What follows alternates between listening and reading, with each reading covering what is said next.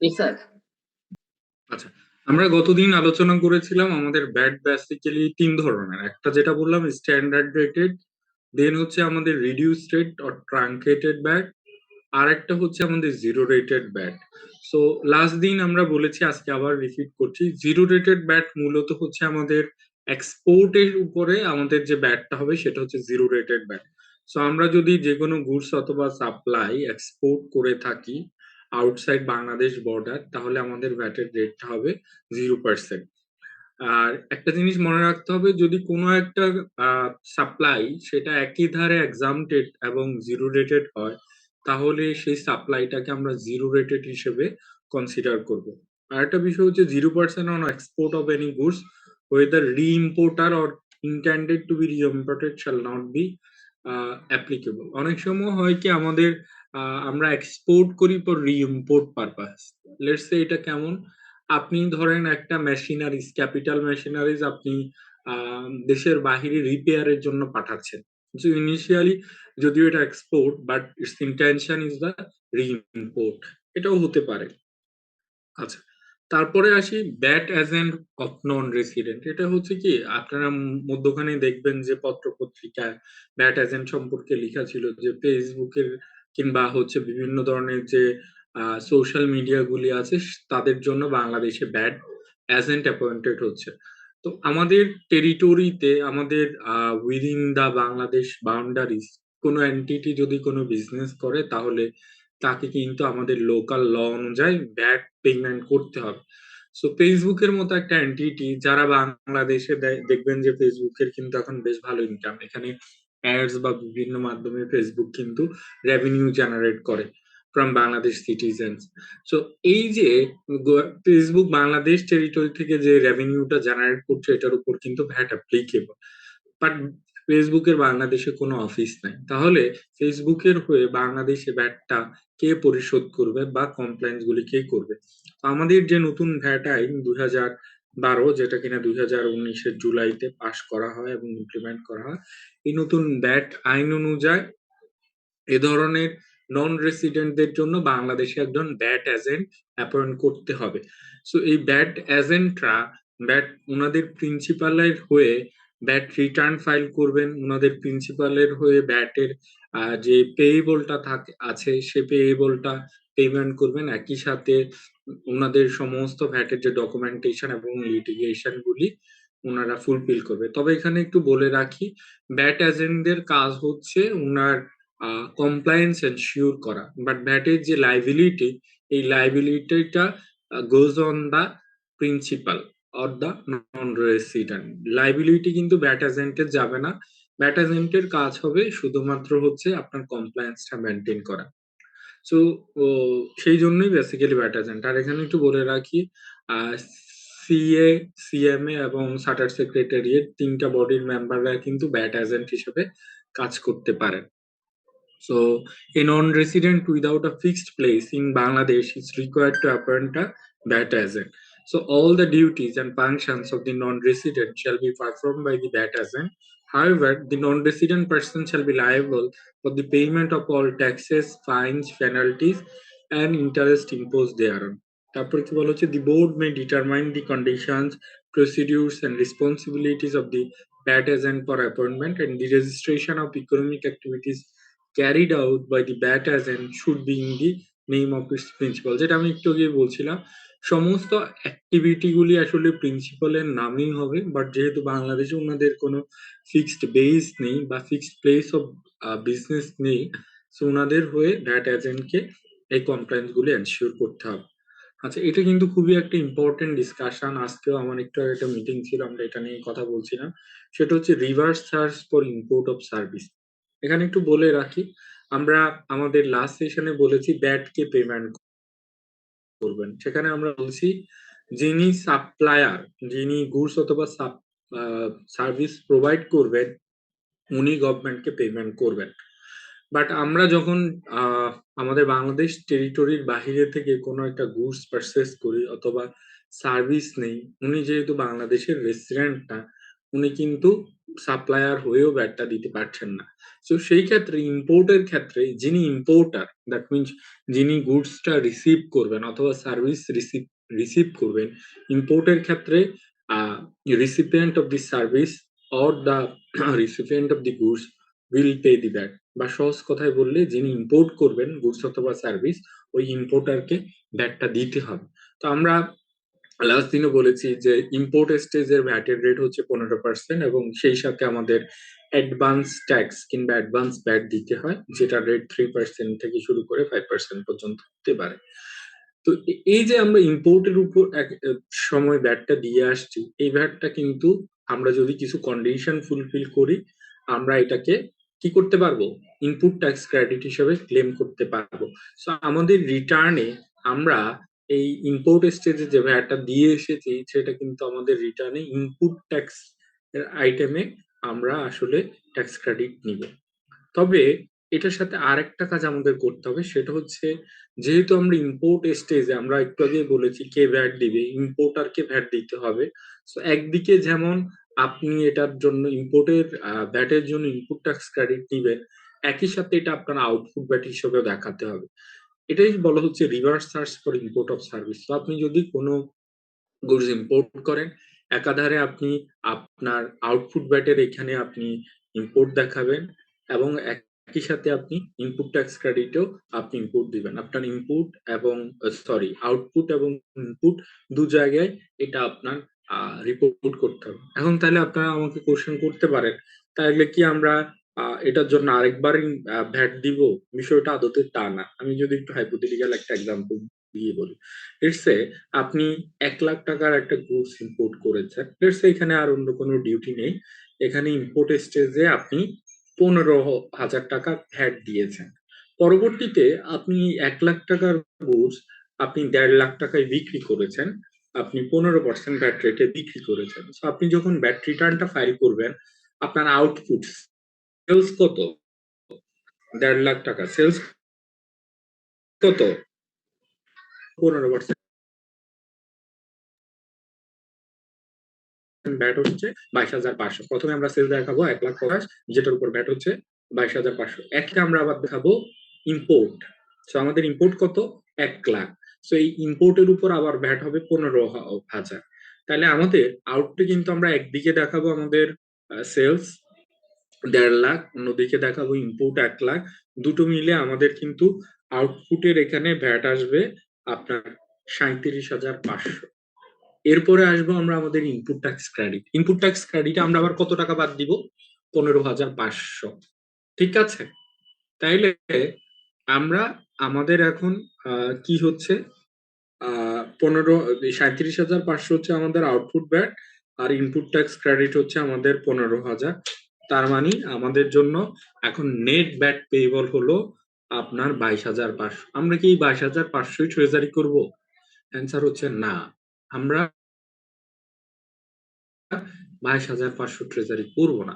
আমাদের ইনপুট স্টেজে যে 15,000, এটা তো অলরেডি আমরা পেমেন্ট করেই আসছি, সেটা আমাদের বিল অফ এন্ট্রি বা আমাদের অ্যাসেসমেন্টের ওইখানে আমাদের ডকুমেন্ট আছে। ওই 22,500 ব্যাটের মধ্যে 15,000 অলরেডি আমাদের পেমেন্ট করা আছে, আর যে 7,500 সেটা আমরা ট্রেজারি চালান করব। সো আপনারা এখন তাইলে আমারে বলতে পারেন যে আমার সুবিধাটা কি? আমাদের তো এটা একবার আউটপুট হিসাবে আমি দেখাচ্ছি, আবার ওটা চালানো আছে। এটা না দেখালেও তো কোনো অসুবিধা না। না দেখালে কোনো অসুবিধা নাই, বাট বিষয়টা হচ্ছে আইনে আছে যে এটা আপনাকে দেখাইতে হবে। সো আইনে যেহেতু আপনাকে রিভার্স সার্চ করে দেখাইতে বলছে, আপনাকে এটা দেখাতে হবে। এবং আপনি যদি এটাকে আপনার যেটা ইম্পোর্ট স্টেজে যে ভ্যাট দিয়ে আসছেন, এটা যদি আপনি আপনার আউটপুটে ভ্যাটের মধ্যে আপনি না দেখান, তাহলে কিন্তু এটার এগেইনস্টে আপনি আবার ইনপুট ট্যাক্স ক্রেডিট নিতে পারবেন না। সো এটাই হচ্ছে basically reverse search of import. আবার বলছি, রিভার্স সার্চ অফ ইম্পোর্ট আপনাকে কি করতে হবে? প্রথমে হচ্ছে যে টাকা আপনি ইম্পোর্ট করেছেন সেটা আপনার আউটপুট ভ্যাটে দেখাতে হবে। আর একই সাথে আপনি যেহেতু ইনপুট ট্যাক্স ক্রেডিট নিচ্ছেন, এটা আবার ইনপুট ট্যাক্স ক্রেডিটও আপনি দেখাবেন। তো একবার আউটপুটে যাবে আর একবার হচ্ছে আপনার এটা ইনপুটে যাবে। দুই জায়গায় এই রিভার্স সার্চ অফ ইম্পোর্টটা বেসিক্যালি আসবে। সো এটাই হচ্ছে বেসিক্যালি ভ্যাট অন ইনপুট যেটা আমি বলেছি, আই হোপ যেটা পড়লে আপনারা একটু ক্লিয়ার হয়ে যাবেন। এবার আসি ভ্যাট অন ইনপুটের মধ্যে একটা ইস্যু যেটা আমি বললাম যে ইম্পোর্ট স্টেজে আমাদের 15% ভ্যাট দিতে হয়। এর বাহিরেও আমাদের অনেকগুলি ডিউটিস দিতে হয়। কি কি ডিউটিস দিতে হয় কেউ কি আমাকে একটু বলবেন? ইম্পোর্ট স্টেজে আমরা কি কি ইয়ে দেই? Supplementary duty. এনিওয়ান? দেন সাপ্লিমেন্টারি ডিউটি আর কি ডিউটি দেই আমরা? রেগুলার সাপ্লিমেন্টারি ডিউটি তো আছে, রেগুলার এছাড়া আর ডিউটি কি দেই? হুম, customs duty, regulatory duty, supplementary duty. Then আসে আমাদের ভ্যাট, দেন আসে আমাদের এটি এন্ড এআইটি, তাই তো?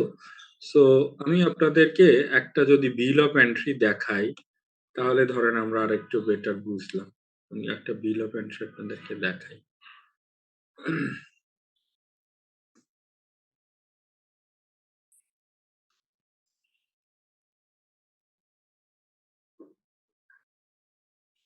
সো ধরেন এটা একটা বিল অফ এন্ট্রি, হাইপোথেটিক্যাল ধরে নেন এটা একটা এন্ট্রি, বিল অফ এন্ট্রি। এখানকার ওনারা যেই প্রোডাক্ট ইম্পোর্ট করে, প্রোডাক্টের এসএস কোড হচ্ছে 72390, আর এই প্রোডাক্টের ডেসক্রিপশন হচ্ছে tubes, pipes and hoses, rigid of polymers of, এটা কি, vinyl chloride and C PVC pipe. এটা মূলত পিভিসি পাইপ। এই পিভিসি পাইপের এসএস কোড হচ্ছে এত। ওরা যে পিভিসি পাইপটা আনে, এটার হচ্ছে 6112 কেজি। এটার ইউনিট কি? ইউনিট হতে পারে পিসেস, এটা হতে মিটার, এটা হতে পারে কেজি।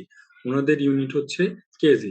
সো এদের পিভিসি পাইপ ইম্পোর্ট করছে 6112 কেজি, যেটার অ্যাসেসড ভ্যালু হচ্ছে আপনার কত টাকা? এটার অ্যাসেসড ভ্যালু হচ্ছে 18,22,897 টাকা।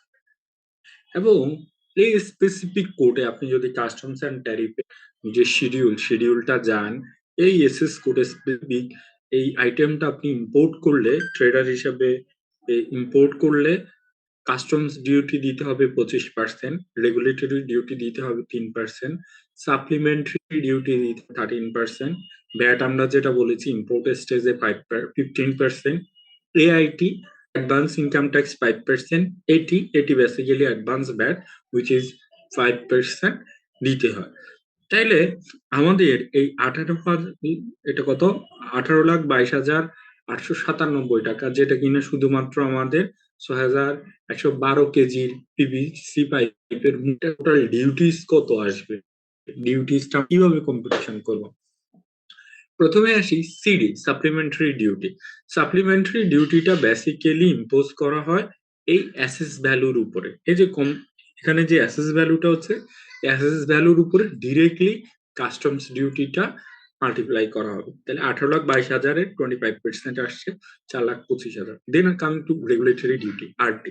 আরডিটাও ডিরেক্টলি অ্যাসেস ভ্যালুর উপর অ্যাপ্লাই করা হবে। সো আরডি রেগুলেটরি ডিউটি হচ্ছে 18,22,000-এর 3%, which is 54,686, ঠিক আছে?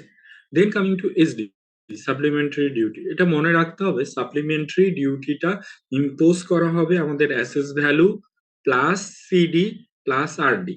তো আমাদের অ্যাসেস ভ্যালু 18,22,000 প্লাস 4,55,000 প্লাস 54,000, এই তিনটা মিলে আমাদের এইচডির বেস ভ্যালু হবে। বেস ভ্যালু হচ্ছে যেই প্রাইসের উপরে আমাদের ডিউটিটা অ্যাপ্লিকেবল হবে, সেটাকে আমরা বলছি বেস ভ্যালু। তাইলে আমাদের এইচডির বেস ভ্যালুটা কি? এইচডির বেস ভ্যালু হচ্ছে, আমি যদি আপনাদেরকে এখানে সামারি ফর্মে দেখাই, এইচডির বেস ভ্যালু হচ্ছে আমাদের অ্যাসেসেবল value plus plus CD plus হচ্ছে আরডি। তো এই তিনটাই হচ্ছে আমাদের এইচডির অ্যাসেসেবল ভ্যালু, যেটা কিনা, সরি আমার ওইখানে আবার একটু আসে।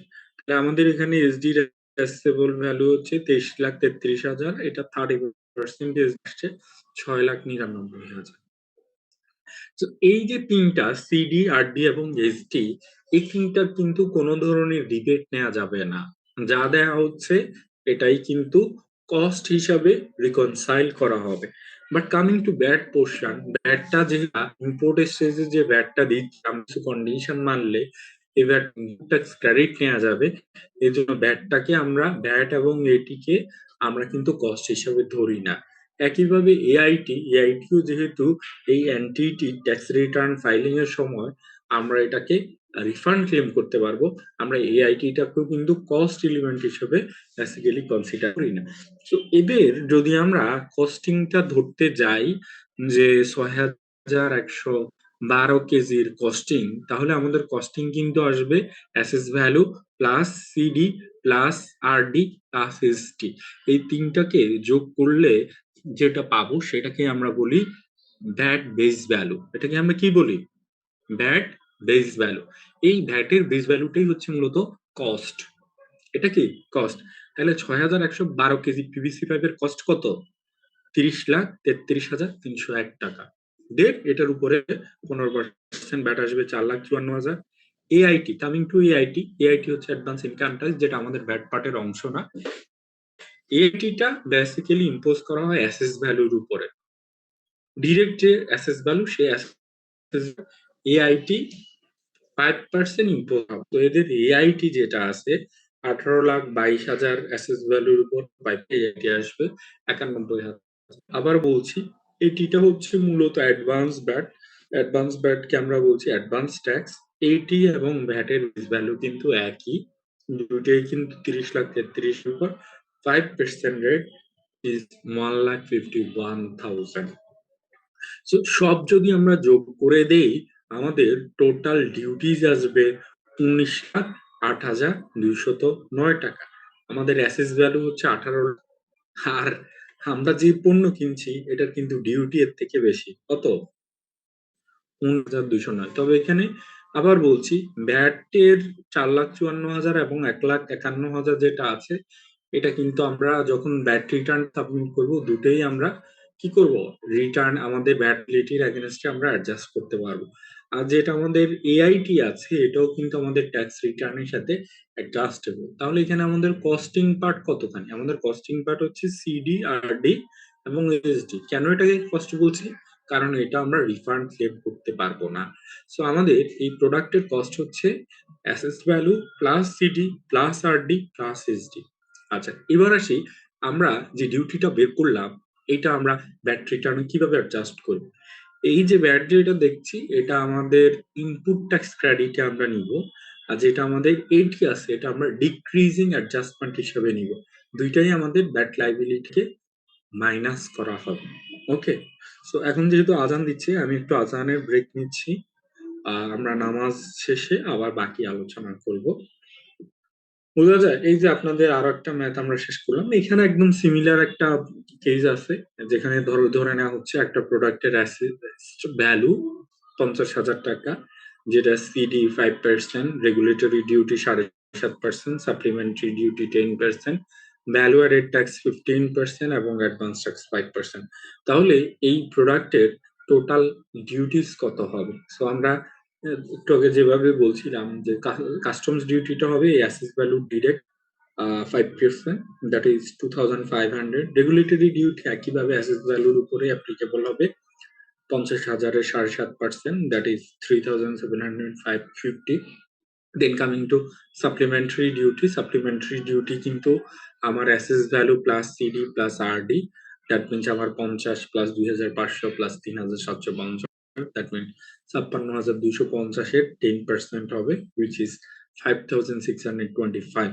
এই তিনটাই কিন্তু non recoverable, that's why this the cost element. এবং আমরা যখন ভ্যাটটা ডিটারমাইন করব অ্যাসেস ভ্যালুর সাথে এই তিনটে ডিউটি অ্যাড করে আমরা ভ্যাটের বেস ভ্যালু বের করব, উইচ কামস টু 61,875। সো আমাদের ভ্যাটের রেট যেহেতু 15%, তার মানে এই টাকার উপর ভ্যাট আসবে 9,281 টাকা। আর একইভাবে ট্যাক্স যেটা বেসিক্যালি আমরা বলছি এই অ্যাডভান্স ভ্যাট, যেটা আমরা ডিক্রিজিং অ্যাডজাস্টমেন্ট হিসেবে নিব, এবং ট্রেডিং এর জন্য অ্যাডভান্স ট্যাক্সের রেট হচ্ছে 5% এবং বেস কিন্তু ভ্যাট এবং অ্যাডভান্স ট্যাক্সের বেস একই।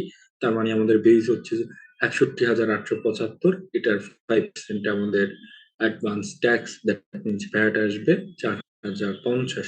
তো সব যদি আমরা যোগ করে দিই আমরা আমাদের টোটাল বা নেট কাস্টমস ডিউটি পাবো, উইচ ইজ 25,206। তো আমার ঘড়িতে এখন ঠিক 6টা 39 বাজছে, আমরা 8 মিনিট ব্রেক নিয়ে আবার 6টা 46। ঠিক আছে। Okay sir.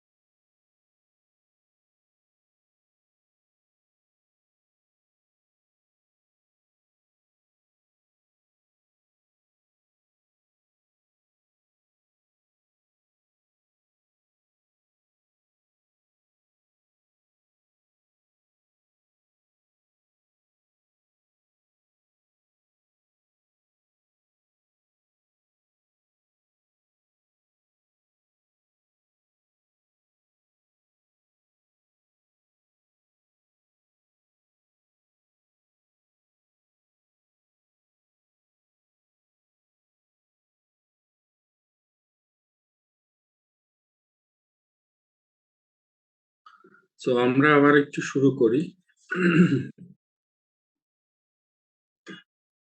তাইলে কাস্টমস ডিউটির কম্পিটিশন নিয়ে কারো কোনো কোশ্চেন আছে?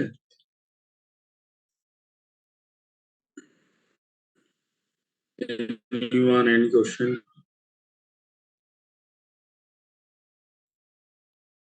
মাইদুর, আপনারা আমাকে শুনতে পাচ্ছেন? Am I audible?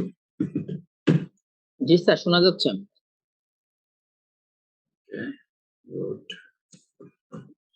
Customs duty নিয়ে কারো কোনো কোশ্চেন আছে?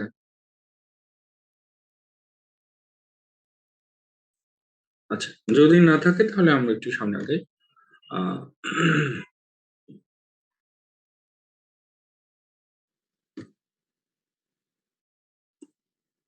ওকে, fine. So advance tax on import, এটা আমি অলরেডি বলেছি, এটা নিয়ে আর কিছু বলার নাই। ব্যাট অন জেনারেল সাপ্লাই, সেটাও আমরা মোটামুটি বলেছি। Coming to calculation on bat on general supplies, এটার রেট নিয়ে ডিসকাস করা হয়েছে। আরেকটা বিষয় এখানে একটু বলে রাখি, আমরা আউটপুট ব্যাটে বা আমরা যে এর মধ্যে যে প্রোডাক্ট প্রাইসিংটা রাখছি, ব্যাট অফিস যদি আহ, আহ, মনে করেন যে আমরা যে প্রাইসটা ডিক্লেয়ার করছি this is far value per below the fair market value, আমরা আমাদের ডিক্লেয়ার্ড প্রাইস বা শোন প্রাইসটা যদি ফেয়ার মার্কেট ভ্যালু থেকে কম হয়, মানে স্পেশালি ফেয়ার মার্কেট ভ্যালু থেকে 10% কম হয়, তাহলে হচ্ছে ট্যাক্স ভ্যাট অফিস কিন্তু আমাদের যে ডিক্লার্ড প্রাইস সেটাকে ওরা রিডিটারমাইন করতে পারবে by using 5 different method.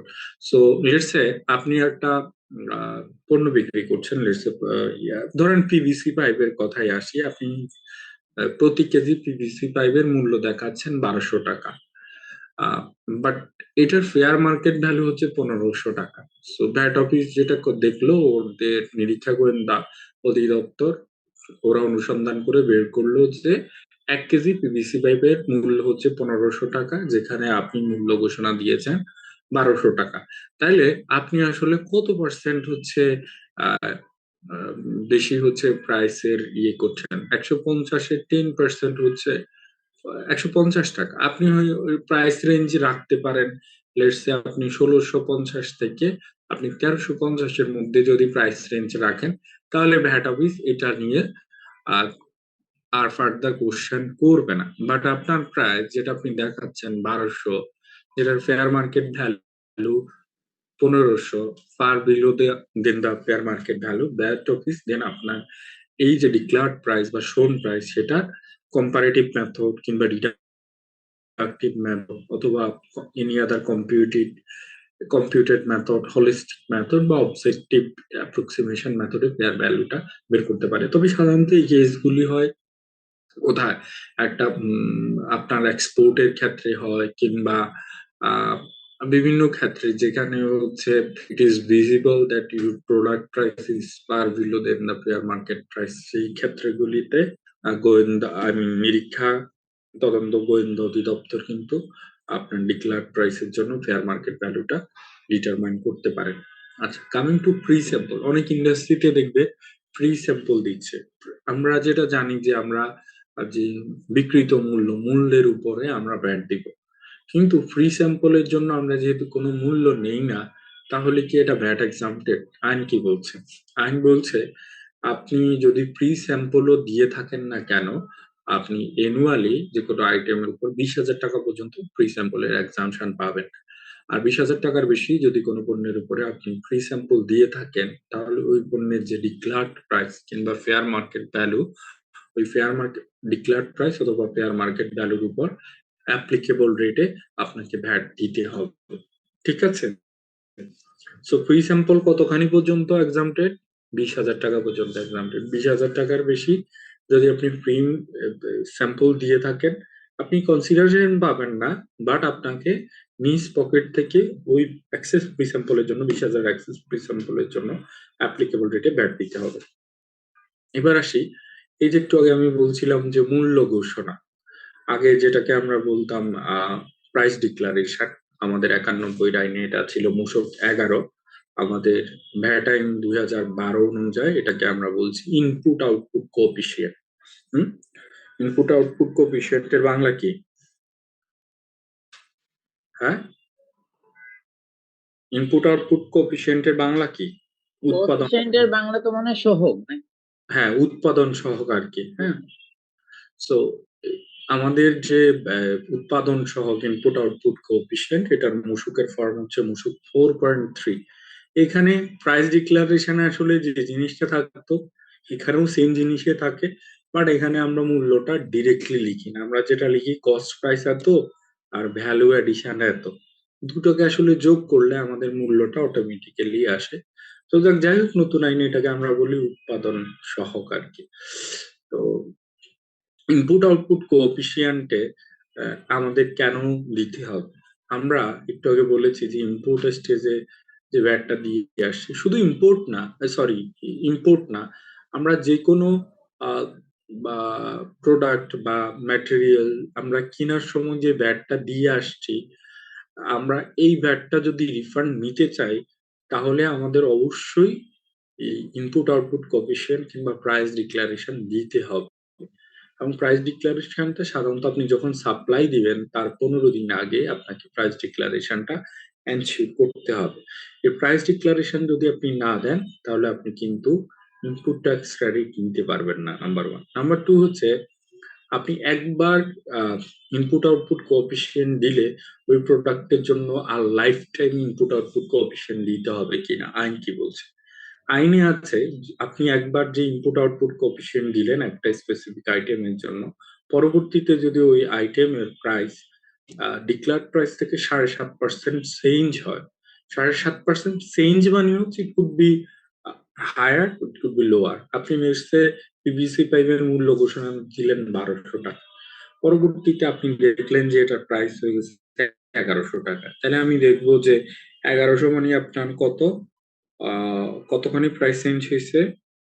100 divided by হচ্ছে 1200, আপনার প্রাইস চেঞ্জ হচ্ছে 8.3%। সো এটা যেহেতু আমাদের থ্রেশহোল্ডকে এক্সিড করছে, 7.5% থ্রেশহোল্ডকে এক্সিড করে, কিন্তু আরেকবার মূল্য ঘোষণা দিতে হবে। আমাদের প্রাইস 1200 আমরা আগে অরিজিনালি ডিক্লেয়ার করছি, পরবর্তীতে এখন প্রাইস দাঁড়িয়েছে 1300 টাকা, সেক্ষেত্রেও আমাদেরকে কিন্তু আবার মূল্য ঘোষণা দিতে হবে। সো যখনই আমাদের ডিক্লার্ড প্রাইসের রেঞ্জটা চেঞ্জ হয়ে যাবে, আমাদের কিন্তু এই আমরা যেটা ডিক্লেয়ার করেছি তার থেকে যদি 7.5%-এর বেশি প্রাইস চেঞ্জ হয় তাহলে আমাদের আবার রিভাইস মূল্য ঘোষণা দিতে হবে।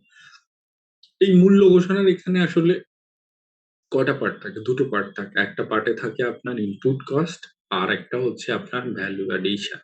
সো আমরা যারা কস্ট ম্যানেজমেন্টের স্টুডেন্ট আমরা কিন্তু এটা খুব ভালোই জানি ভ্যালু অ্যাডিশনটা কি আর ইনপুট কস্ট। ইনপুট কস্ট হচ্ছে বেসিক্যালি আমাদের ম্যাটেরিয়ালের কস্ট, আর ভ্যালু অ্যাডিশনের পার্টে বেসিক্যালি আসে লেবার এন্ড ওভারহেডস গুলি ভ্যালু অ্যাডিশনে আসে, অ্যাজ ওয়েল অ্যাজ প্রফিট মার্জিনটা সহ আমরা ভ্যালু অ্যাডিশনে দেখিয়ে থাকি। আরেকটা জিনিস এখানে একটু বলে রাখি, এক্সপোর্টের যেহেতু জিরো রেটেড, এক্সপোর্টের জন্য আমরা ইনপুট ট্যাক্স ক্রেডিট ক্লেম করি না। সো এক্সপোর্টেড বিজনেস গুলির জন্য আপনার 4 পয়েন্ট দেওয়াটা ম্যান্ডেটরি না, মানে জরুরি না আর কি, বা লাগবে না। এবার আসি আমরা ভ্যাট কখন দিব। ঠিক আছে, আমরা ভ্যাট কখন দিব বলেন তো? এসে এবিসি লিমিটেড কোম্পানি বা ধরেন হচ্ছে আলম ট্রেডার্স, ওরা পিভিসি পাইপ সেল করে। ওরা মার্চ মাসে 500 কেজি পিভিসি পাইপ সেল করেছে। ঠিক আছে, কত টাকায়? 500 × 1200, ওরা 500 × 1200, ওরা 6 লাখ টাকার মার্চ মাসে পিভিসি পাইপ সেল করেছে, যে টাকাটা ওরা পেয়েছে লেটস এপ্রিল মাসে। তাহলে মার্চ মাসের যখন রিটার্নটা ফাইল করবে আলম ট্রেডার্স কি করবে বলেন? ভ্যাটটা কখন দিবে? যখন বিক্রি করেছে তখন, না যখন ও টাকাটা পেয়েছে তখন? কখন দিতে হবে? যখন বিক্রি করেছে। আচ্ছা, সো আইন কি বলছে? আইন বলছে VAT is live payable when, এই চারটা কনটেক্সটে যেটা আগে হবে তখনই আমার ভ্যাট দিতে হবে। প্রথম হচ্ছে সাপ্লাইজ মেড, সাপ্লাই দিয়েছে উনি মার্চ মাসে, অথবা when a tax invoice for such supply is issued। So আমরা ধরে নিচ্ছি যখন সাপ্লাই হচ্ছে মার্চ মাসে তখনই হচ্ছে ইনভয়েসটা দিয়েছে, দুইটা একই সময় হয়েছে, তাহলে এখানে তো আর এটা নিয়ে চিন্তার কিছু নাই। 3 নাম্বার হচ্ছে when a part or whole of the consideration is received। এখন ধরেন ওরা এই 500 কেজি পিভিসি পাইপের জন্য কাস্টমারের কাছে অ্যাডভান্স টাকা নিয়েছে ফেব্রুয়ারি মাসে, হ্যাঁ, যেটা উনি সাপ্লাই দিয়েছে মার্চ মাসে। সেক্ষেত্রে কোনটা আগে ঘটছে? অ্যাডভান্স তখন রিসিভ। অ্যাডভান্স রিসিভ আগে। তখন ব্যাট কখন দিতে হবে? সেক্ষেত্রে আউটপুট ব্যাট কখন হবে? ফেব্রুয়ারি মাসে হবে। আর লাস্ট কেস হচ্ছে when supply made for personal use or for any other use। আপনি যে বিক্রি করলেই ভ্যাট দিতে হবে তা না। আলম ট্রেডার্স পিভিসি পাইপ নিয়ে এসে ওরা যদি ওদের নিজেদের ইউজে নিজেদের জন্য ইউজ করে, অথবা মালিক ওনার বাসার জন্য নিয়ে যায়, অথবা আলম ট্রেডার্স এর অফিসে এটা কাজে লাগিয়ে থাকে, যে পিরিয়ডে উনি নিজে সেলফ কনজাম্পশন করবেন অথবা পার্সোনাল কারণে উনি ওইটা উইথড্র করবে, ওই পিরিয়ডে ভ্যাটটা পেমেন্ট করতে হবে। সো এই 4টা ইনসিডেন্টের মধ্যে যেটা আগে সংঘটিত হবে তখনই কিন্তু ভ্যাটটা পেমেন্ট করতে হবে। হোয়ারাস আমরা প্র্যাকটিক্যালি যেটা দেখি যে আমরা যখন টাকা পাই তখন হচ্ছে আমরা রেভিনিউ হিসাবে রিসিভ করি। আসলে টাকা যখন পাই তখন দেয় না। কখন দেয়? যখন হচ্ছে কাস্টমারের কাছ থেকে ব্যাড ডিডাকশন সার্টিফিকেট পায় কিংবা টাকাটা পেয়ে থাকে। যদি আপনি 15% রেটে সেল করেন সেক্ষেত্রে সাপ্লাই এর ক্ষেত্রে যেটা হবে সেক্ষেত্রে সোর্সে ভ্যাট ডিডাক্ট করবে না, আপনাকে আপনার পেমেন্ট দিয়ে দিবে। সো আপনি ও আলম ট্রেডার যদি 15% ব্যাট রেটে সেল করে, ও ও কি করে, যে মাসে সেল করেছে ওই মাসে আউটপুট ব্যাটে দেখায় না, যে মাসে ওরা টাকাটা পেয়েছে ওই মাসে সাধারণত ওরা রেভিনিউ হিসেবে দেখায়। এটা একটা কেস দেখি আমরা। আরেকটা কেস হচ্ছে উনি যদি 15% রেটে সেল না করে উনি ট্রেডার হিসেবে 5% রেটে সেল করে থাকে, তাহলে যার কাছে বিক্রি করছে উনি যদি উইথ হোল্ডিং এন্টিটি হয়ে থাকে, উনি হয়তো বিক্রি করেছে মার্চ মাসে, পেমেন্ট করছে এপ্রিল মাসে, বাট ব্যাড ডিডাকশন সার্টিফিকেট দিয়েছে ওরা মে মাসে। তো দেখা যায় যে আলম ট্রেডার যখন ব্যাড ডিডাকশন সার্টিফিকেট পেয়েছে ওই পিরিয়ডে গিয়ে ওরা সেলসটা রিপোর্ট করে, যেটা আসলে completely breach of bat act. এটা হওয়া উচিত না আইন অনুযায়ী। এই 4টা ঘটনার মধ্যে যখন আগে হবে তখনই আসলে ভ্যাটটা পেয়েবল হবে। এবার আসি এই যে আলম ট্রেডার্স যে ভ্যাটটা দিবে বিক্রির পরে ভ্যাট, এই ভ্যাট কত টাকা ভ্যাট দিবে সেটা সে কিভাবে বের করবে? ও তো ধরেন 6 লাখ টাকার কি করেছে, 6 লাখ টাকার পিভিসি পাইপ বিক্রি করেছে, যেটা 6 লাখের 15% ভ্যাট আসবে, অ্যারাউন্ড 80,000 টাকা। সো ও 6 লাখ টাকা পিভিসি পাইপ বিক্রি করে 80,000 টাকা যে ভ্যাট আসছে সে 80,000 টাকায় কি গভর্নমেন্ট ট্রেজারি করবে? অ্যান্সার হচ্ছে না। আমরা দেখবো এই যে 500 কেজি পিভিসি পাইপের জন্য ইনপুট স্টেজে উনি যে ভ্যাটটা দিয়ে আসছে এটার জন্য কিন্তু উনি ইনপুট ট্যাক্স ক্রেডিট নেবে। আর একই সাথে এটার ইম্পোর্টের সময় যে অ্যাডভান্স ট্যাক্স দিয়ে আসছে সেটার জন্য উনি ডিক্রিজিং অ্যাডজাস্টমেন্ট নেবে। আর একটা জিনিস মনে রাখবেন, স্থান স্থাপনার ভাড়ার উপরে অবশ্যই 15% রেটে ভ্যাট দিতে হবে। এক্সেপশন হচ্ছে ফ্যাক্টরি রেন্টের উপর কোনো ভ্যাট হবে না। আর হচ্ছে আপনার 100 স্কোয়ার ফিটের কম যদি কমার্শিয়াল স্পেস আপনি ভাড়া নেন তাহলে ওই ভাড়ার উপরে রেন্ট দিতে হবে। 100 স্কোয়ারের বেশি যে কোনো কমার্শিয়াল স্পেস যদি আপনি ভাড়া নিয়ে থাকেন তাহলে আপনার নিজের রেন্টের উপর আপনার ভ্যাটটা আপনাকেই দিতে হবে। সাধারণত যেটা হয় যে রেন্ট দেয় যিনি, ভ্যাট দেয় হচ্ছে যিনি সাপ্লায়ার, যার থেকে আমরা সেবাটা নিয়েছি সে আমাদের থেকে ভ্যাটটা কালেক্ট করে দিয়ে দিবে। বাট রেন্টের ক্ষেত্রে এটা একটু এক্সেপশনাল। রেন্টের ক্ষেত্রে যিনি গ্রহীতা, সার্ভিস রিসিপিয়েন্ট, উনি নিজেই নিজের ভ্যাটটা দিয়ে দিবে। সো রেন্টের উপর আমরা যে ভ্যাটটা দেই এটা হচ্ছে আমাদের জন্য ইনক্রিজিং অ্যাডজাস্টমেন্ট। সো আলোক ট্রেডার্স এর নেট ভ্যাট পেয়েবল আমরা কি করব? আমরা হচ্ছে ওনার 6 লাখ টাকা যেটা উনি বিক্রি করছে ওইটার উপর ওনার যে ভ্যাটটা আসছে 6 লাখের 15%, 80,000 হচ্ছে ওনার আউটপুট ট্যাক্স। লেটস সে এটার ইম্পোর্টের সময় উনি ভ্যাট দিয়ে আসছে কথার কথা 30,000 টাকা 15% রেটে। সো আমরা এই 80,000 টাকা থেকে বাদ দিয়ে দিব 30,000 টাকা। আর এখানে ডিক্রিজিং অ্যাডজাস্টমেন্ট ছিল ওনার লেটস সে 5,000 টাকা, এটি ছিল, সরি 10,000 টাকা এটি ছিল। তাহলে 80,000 হচ্ছে আউটপুট ট্যাক্স, ইনপুট ট্যাক্স ইম্পোর্টের এগেনস্টের ভ্যাট হচ্ছে 30,000 বাদ যাবে, ডিক্রিজিং অ্যাডজাস্টমেন্ট বাদ যাবে 10,000 টাকা। আর ইনক্রিজিং অ্যাডজাস্টমেন্ট টেক্সে ওনাদের রেন্ট আছে, অফিস ভাড়া আসে আসে মান্থলি 30,000 টাকা। এই 30,000 টাকার 15%, দ্যাট মিন 4,500 টাকা ওনাকে ইনক্রিজিং অ্যাডজাস্টমেন্ট দিতে হবে। তাহলে আলম ট্রেডার্স এর এপ্রিল মাসে ভ্যাট কত আসবে? Output tax 80,000, less input tax 30,000, plus রেন্টের উপর VAT increasing adjustment 4,500, minus decreasing adjustment 10,000। তাহলে কত হয়? তাহলে হবে আপনার 34,500।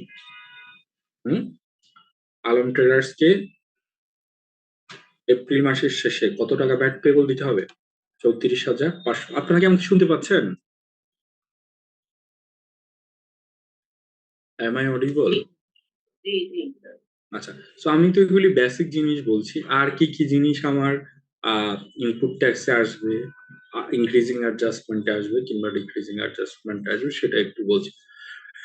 তাহলে আমাদের নেট ব্যাট পেবল কিভাবে বের করবো? Output tax minus input tax plus increasing adjustment minus decreasing adjustment. এর মধ্যে শুরুতে হচ্ছে আউটপুট ট্যাক্স। এটা কখন হবে? আমরা যখন যে কোনো সাপ্লাই দিব, গুডস অথবা সার্ভিস, আমরা যখন সাপ্লাই দিব তখন আমাদের আউটপুট ট্যাক্স হবে, দ্যাট মিনস রেভিনিউ। আরেকটা জায়গায় আউটপুট ট্যাক্স আসবে কিসের উপরে বলেন? একটু আগে বলছি, সাপ্লাই ছাড়া অন্য আরেকটা ট্রানজেকশনের উপরে আউটপুট ট্যাক্স হবে, সেটা কি? ইম্পোর্ট। এক্সিলেন্ট। সো আমাদের রেভিনিউ প্লাস হচ্ছে ইনপুট দুটোর উপরে আউটপুট ট্যাক্স হবে। আর ইনপুট ট্যাক্সটা হচ্ছে আমাদের যে সিওজিএস, কস্ট অফ আমরা কিনছি, ওইটা যেখানে যেখানে এক্সাম্পশন হবে, মানে যেটা যেখানে যেখানে আমরা ভ্যাট দিয়ে আসছি, সেটা আমরা যতখানি আইন অনুযায়ী আমরা পাবো সেই ট্যাক্সটা আমরা রিবেট নিব।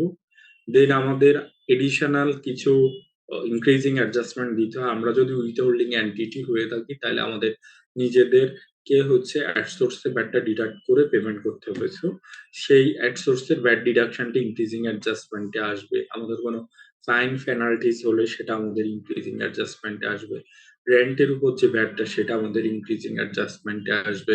আমরা যদি কোনো ধরনের পার্সেসের রিটার্ন দিয়ে দেই, আমি তো কিনলে সেটার জন্য যেমন ক্রেডিট নিচ্ছি, আবার যদি সেটা রিটার্ন দিয়ে দেয় তাহলে তো আমি এক্সেস রিটার্ন, আই মিন আমরা একটা কি করলাম, আমরা একটা আনজাস্টিফাইড রিবেট নিলাম। সো পার্সেস রিটার্ন হলে সেটা আবার কিন্তু আমাদের ইনক্রিজিং অ্যাডজাস্টমেন্ট দিয়ে দিতে হবে। কেন? কারণ এটার জন্য আগে আমি রিবেট নিয়েছি, যেহেতু আমি রিটার্ন দিয়ে দিয়েছি আমার রিবেটটা ক্যান্সেল হয়ে যাবে। দ্যাটস ওয়াই পার্সেস রিটার্ন হলে ইনক্রিজিং অ্যাডজাস্টমেন্ট হবে। আর একইভাবে আমাদের যখন সেলস রিটার্ন হবে তখন সেটা ডিক্রিজিং অ্যাডজাস্টমেন্ট হবে। কেন ডিক্রিজিং অ্যাডজাস্টমেন্ট? কারণ যখন সেলস করেছি তখন এটার জন্য আমি ভ্যাট দিয়েছি। So, যখন হচ্ছে কাস্টমার এটা ফেরত পাঠিয়েছে তাহলে আমার তো আর ভ্যাটটা দিতে দেয়া লাগবে না, তাই না? বা আমরা ভ্যাটটা অ্যাক্সেস দিয়েছি। So, আমাদের যদি কোনো পার্সেস সেলস রিটার্ন হয় তাহলে আমরা সেলস রিটার্নের জন্য ডিক্রিজিং অ্যাডজাস্টমেন্ট দিব, নাম্বার ওয়ান। নাম্বার টু হচ্ছে আমাদের কোনো বিলের এগেনস্টে কোনো কাস্টমার যদি কোনো ভ্যাট কেটে রাখে তাহলে সেটা আমরা ডিক্রিজিং অ্যাডজাস্টমেন্ট দিব। নাম্বার থ্রি, ইনপুট স্টেজে আমরা যে এটি, দ্যাট মিনস অ্যাডভান্স ভ্যাট যেটা দিয়ে আসছি সেটা আমরা ডিক্রিজিং অ্যাডজাস্টমেন্ট দিব। এছাড়া আমাদের কোনো ধরনের ভ্যাটের রেট যদি চেঞ্জ হয় কিংবা আমাদের এনি আদার অ্যাডজাস্টমেন্ট থাকে সেটার জন্য আমরা ডিক্রিজিং অ্যাডজাস্টমেন্ট দিব। এই চারটা যোগ বিয়োগ করলে আমরা রিটার্নের সাথে আমাদের নেট কত টাকার ভ্যাট দিতে হবে। Let's have an example. আচ্ছা, এক্সাম্পলটা আমি একটু পরে দিচ্ছি। তার আগে আমি আপনাদেরকে increasing input tax credit, output tax credit, তারপরে ইনক্রিজিং এন্ড ডিক্রিজিং অ্যাডজাস্টমেন্ট গুলি নিয়ে আর একবার একটু বিশদভাবে একটু দেখিয়ে আসি। So manner of assessing net payable tax on supplies and payment. আচ্ছা, এটা আমি অলরেডি আপনাদেরকে বলেছি কিভাবে আমরা নেট ব্যাট পেয়েবলটা বের করবো। প্রথমে আউটপুট ট্যাক্স নিবো, এর থেকে ইনপুট ট্যাক্স ক্রেডিট বাদ দিব, ইনক্রিজিং অ্যাডজাস্টমেন্ট যোগ করবো, ডিক্রিজিং অ্যাডজাস্টমেন্ট বাদ দিব। তো এই যে আমি একটু আগে বললাম আমরা ইনপুট ট্যাক্স ক্রেডিটটা বাদ দিব আমাদের আউটপুট ব্যাট থেকে। এই ইনপুট ট্যাক্স ক্রেডিটটা আসলে আমরা কিভাবে ডিটারমাইন করব? হ্যাঁ, সরি আমি এটা একটু সরাই। সো এখানে যেটা আছে যে a registered entity shall be entitled to an input tax credit against the VAT imposed on a taxable supply ওরা ট্যাক্সেবল ইনপুট, এই জিনিসটা কিন্তু এক্সামে খুবই একটা ইম্পর্টেন্ট ইস্যু। লেটস সে আপনার টোটাল রেভিনিউ হচ্ছে 50 লাখ টাকা। কত টাকা রেভিনিউ? 50 লাখ টাকা। এর মধ্যে 20 লাখ টাকা আপনি এক্সপোর্ট করেছেন, 38 লাখ টাকা আপনি লোকালি সেল করেছেন। সো এই যে আপনি 50 লাখ টাকার পণ্য, আপনি আই মিন 50 লাখ টাকা আপনার সেল ছিল, এই 50 লাখ টাকা আর এই সেলস করতে গিয়ে আপনি ইম্পোর্ট করেছিলেন লেটস সে 30 লাখ টাকা। যে 30 লাখ টাকার উপর আপনার 15% রেটে ভ্যাট দেয়া ছিল। তো আপনার এই 30 লাখ টাকা কিন্তু কিসের এগেনস্টে? ওই আপনার লোকাল সেল। এক্সপোর্ট এবং লোকাল সেল দুইটার এগেনস্টে।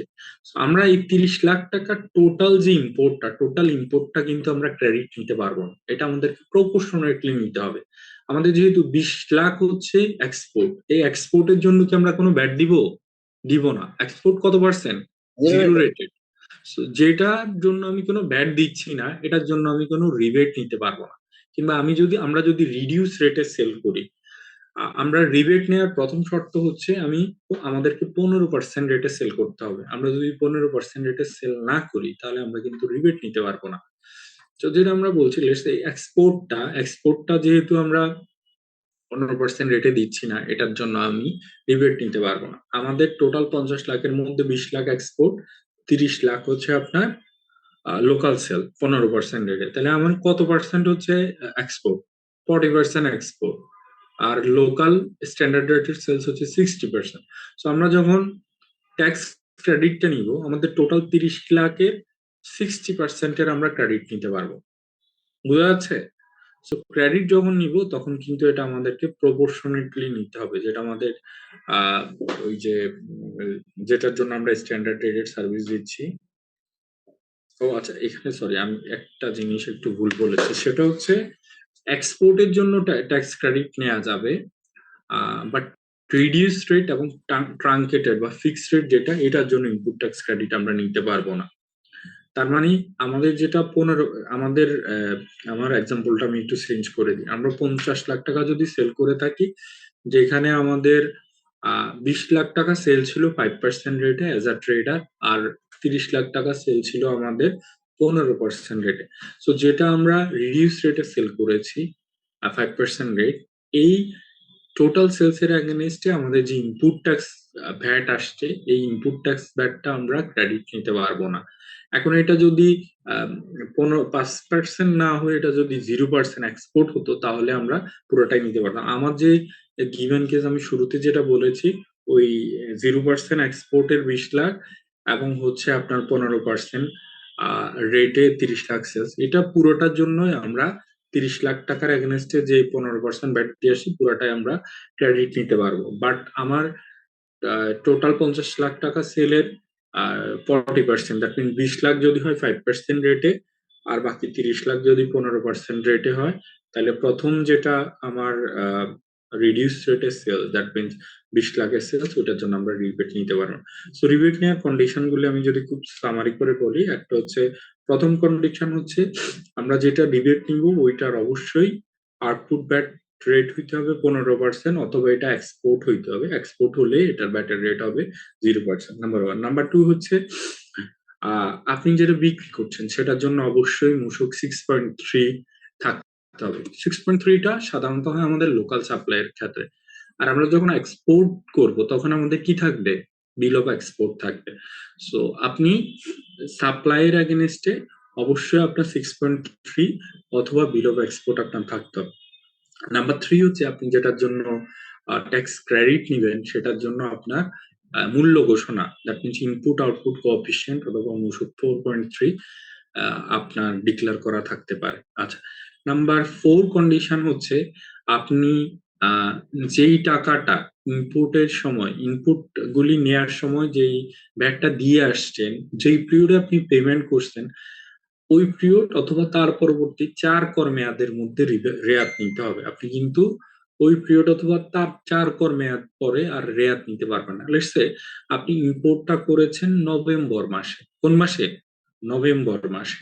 নভেম্বর মাসে আপনি ইম্পোর্ট করেছেন, ওই মাসে আপনার ইম্পোর্ট স্টেজে ভ্যাট দেওয়া ছিল যেটা ইম্পোর্ট করে আপনি আবার পরবর্তীতে 15% রেটে আপনি বিক্রি করেছেন। আপনি কি করেছেন? 6.3 দিয়ে বিক্রি করেছেন এবং আপনি মূল্য ঘোষণাও দিয়েছেন। বাট ইম্পোর্টের সময় যে টাকাটা আপনি ভ্যাট দিয়ে আসছেন, এই টাকাটা আপনি রেয়াত নিতে ভুলে গেছেন। আপনি এখন মে মাসের যখন রিটার্নটা সাবমিট করতে আসবেন, আপনি এই টাকাটা কি রেয়াত নিতে পারবেন কিনা? আইন কি বলছে? আইন বলছে যেই কর মেয়াদ, ওই কর মেয়াদ অথবা তার পরবর্তী 4 মাস। তার মানে আপনার এই রেয়াতটা নেওয়ার কথা ছিল নভেম্বর মাসে, অথবা নভেম্বরের পরবর্তী 4 কর মেয়াদ কবে? ডিসেম্বর, জানুয়ারি, ফেব্রুয়ারি, মার্চ। সো আপনি এই নভেম্বর মাসের যে বিল অফ এন্ট্রি, এইটা আপনি মার্চ মাসের ভ্যাট রিটার্ন পর্যন্ত আপনি এটার ইনপুট ট্যাক্স ক্রেডিট নিতে পারতেন।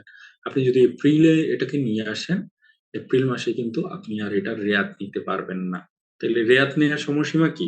ওই কর দিবস কিংবা পরবর্তী 4 কর মেয়াদ। এটা হচ্ছে আমাদের ফোর্থ কন্ডিশন। সিক্স কন্ডিশন হচ্ছে আপনি যে পণ্যটা কিনেছেন, আপনার এটার জন্য অবশ্যই পারচেজ রেজিস্টার মেনটেন করতে হবে, যেটাকে আমরা বলি মূসক 6.1। আচ্ছা, এর পরের কন্ডিশন হচ্ছে আপনি যে পেমেন্টটা করছেন, এই যে আপনি পিভিসি পাইপ কিনছেন, এটা যেহেতু বিল অফ এন্ট্রি, এটা অবশ্যই ব্যাংকিং চ্যানেলে পেমেন্ট করছেন। বাট লোকাল যদি পেমেন্ট হয়, লোকাল পেমেন্টের ক্ষেত্রে 1 লাখ টাকার বেশি যে কোনো পেমেন্ট অবশ্যই ব্যাংকিং চ্যানেলে হতে হবে। আর না হলে আপনি কন্ডিশনগুলি মানা সত্ত্বেও আপনি কিন্তু ট্যাক্স ক্রেডিট নিতে পারবেন না। ঠিক আছে? সো আপনি ধরেন র মেটেরিয়াল লোকালি পারচেজ করছেন, যেটার এগেইনস্ট আপনি 7% রেটে ভ্যাট দিয়ে আসছেন। আপনি 15% রেটে বিক্রি করেন, আপনি নিজের ইনপুট আউটপুট কোএফিসিয়েন্ট দিয়েছেন, আপনি পারচেজ রেজিস্টারও মেইনটেইন করেন। বাট আপনি কি করছেন? ওই যে কিনছেন যেটা, সেটা আপনি কিন্তু ব্যাংকিং চ্যানেলে, এটার মূল্য 1 লাখ টাকার বেশি ছিল, আপনি ক্যাশ পেমেন্ট করছেন, ব্যাংকিং চ্যানেলে পেমেন্ট করেন না। তা আপনি কিন্তু রেয়াত নিতে পারবেন না। সো রেয়াত নিতে হলে এই যে আমি আপনাদের 5টা কন্ডিশনের কথা বলেছি, 5টা কন্ডিশনের সবগুলি কন্ডিশন আপনাকে ফুলফিল করতে হবে। কন্ডিশন গুলি মানলে আপনি ইনপুটের সময় যে ভ্যাটটা দিয়ে আসছেন, সেটা আপনি ক্রেডিট নিতে পারবেন। এখানে আরেকটা এক্সেপশন আছে, সেটা একটু বলে রাখি। গুডস কেনার সময় আপনার যে ট্রান্সপোর্টেশন কস্ট ছিল, সেই ট্রান্সপোর্টেশন কস্টের এটা যদিও আপনার ইনপুট ট্যাক্স আসবে, বাট এই পুরো ইনপুট ট্যাক্সটা আপনি ক্রেডিট নিতে পারবেন না। আপনার পার্সেসের যে ট্রান্সপোর্টেশন কস্ট, সেটার 80% পর্যন্ত অ্যামাউন্টের জন্য, টোটাল ট্রান্সপোর্টেশন কস্টের 80% কস্টের যে ভ্যাটটা আপনি দিয়েছেন, সেটার উপর আপনি ডেবিট নিতে পারবেন। লেটস আপনার ট্রান্সপোর্টেশন কস্ট ছিল 20,000 টাকা। সো আপনি 20,000 টাকার উপর লেটস আপনি কত পার্সেন্ট রেটে? 10% রেটে, হাইপোথেটিক্যালি ধরেন আপনি ভ্যাট দিয়েছেন। সো 20,000-এর 10% আপনি 2,000 টাকা আপনি ট্যাক্স দিয়েছেন। আপনি কিন্তু পুরো 2,000 টাকা রিবেট নিতে পারবেন না। 2,000 টাকার 80% দ্যাট মিনস 1,600 টাকা আপনি রেয়াত নিতে পারবেন। এখানে আরেকটা জিনিস বলি, আপনি যেটা হচ্ছে কস্ট প্রাইস আপনার, আপনি যদি কস্ট প্রাইস থেকে লোয়ার প্রাইসে সেল করেন, তাহলেও আপনি রেয়াত নিতে পারবেন না। লেটস সে আপনি পিভিসি পাইপ যেটা আপনি সেল করছেন 1200 টাকায় পার কেজি, এটা যদি আপনার কস্টিং হয় 1250 টাকা, তাহলে কিন্তু আপনি রেয়াত নিতে পারবেন না। আপনার সেলিং প্রাইস অবশ্যই কস্ট প্রাইস থেকে বেশি হতে হবে, আর না হলে আপনি রেয়াত নিতে পারবেন না। আচ্ছা, সো ইনপুট ট্যাক্স ক্রেডিট আমরা কখন নিতে পারবো, এটা সুন্দর একটা ডায়াগ্রামের মাধ্যমে এখানে আছে। আমি যেটা অলরেডি আপনাদেরকে বলেছি, তাও এখানে আরেকবার দেখাই। সো আমরা এই যে ইনপুটটা হবে আসলে 3টা জায়গা। একটা হচ্ছে আমরা যদি ইম্পোর্ট করি, যে কোনো কিছু সার্ভিস হোক, গুডস হোক, যেটা আমরা ইম্পোর্ট করছি, ওইখানে সময় আমরা যে ভ্যাটটা দিচ্ছি, কিংবা আমরা যদি লোকালি কোনো ধরনের সাপ্লাই নিয়ে থাকি অথবা প্রকিউরমেন্ট করে থাকি, আমাদের এই ইনপুটের সময়, ইনপুটগুলি নেয়ার সময় আমাদের যে ভ্যাটটা দিয়েছি, এই ভ্যাটটা আমরা ক্রেডিট নিতে পারবো যদি আমরা পরবর্তী কন্ডিশন গুলি মানি। কি কন্ডিশন?